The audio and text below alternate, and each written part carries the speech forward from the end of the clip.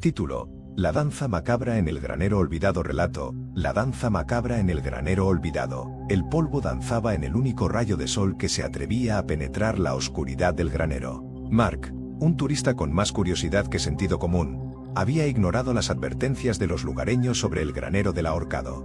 Según la leyenda, un granjero desesperado se había quitado la vida allí hacía décadas, y su sombra, atormentada, aún buscaba compañía.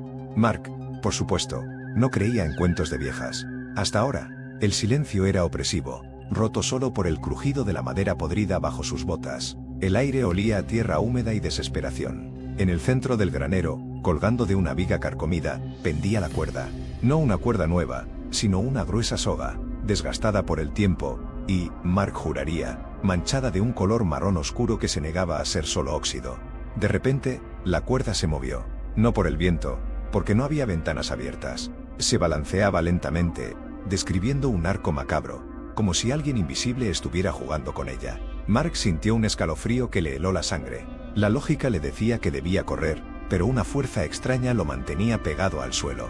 El balanceo se hizo más errático, más violento. La cuerda ahora giraba sobre sí misma, retorciéndose como una serpiente en agonía.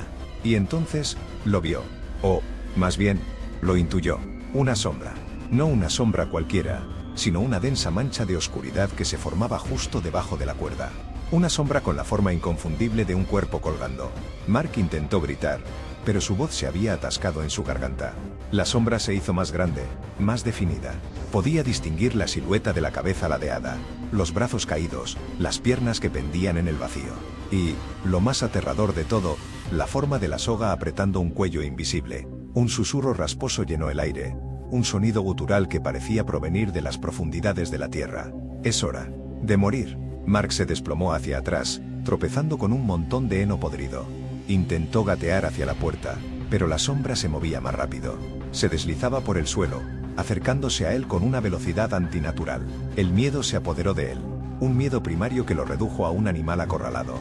Cerró los ojos, esperando lo inevitable. Pero, en lugar del dolor esperado, sintió un frío glacial que lo envolvía como una mortaja. Abrió los ojos. La sombra estaba justo encima de él, flotando en el aire.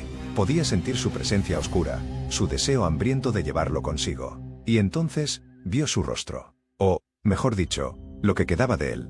Un rostro hinchado, amoratado, con los ojos inyectados en sangre y la lengua colgando grotescamente. El rostro del ahorcado. La boca deformada se abrió en una mueca espantosa.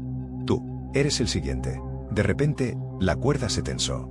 Con un tirón violento, Mark sintió una presión insoportable en el cuello. Intentó respirar, pero sus pulmones se negaron a obedecer. Sus manos se aferraron desesperadamente a su garganta, tratando de aliviar la presión, pero era inútil. La sombra del ahorcado lo estaba estrangulando. Su visión comenzó a nublarse.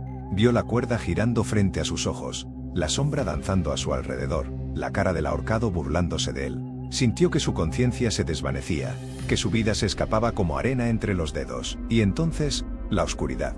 Días después, dos jóvenes del pueblo, desafiando la leyenda, entraron al granero. Encontraron el cuerpo de Mark tirado en el suelo, con una expresión de terror grabada en su rostro. No había señales de violencia, pero su cuello estaba inexplicablemente marcado con una profunda hendidura roja. La cuerda seguía colgando de la viga, balanceándose suavemente en el silencio del granero. Y, si uno se fijaba bien, podía jurar que la sombra debajo de la cuerda era un poco más densa que antes.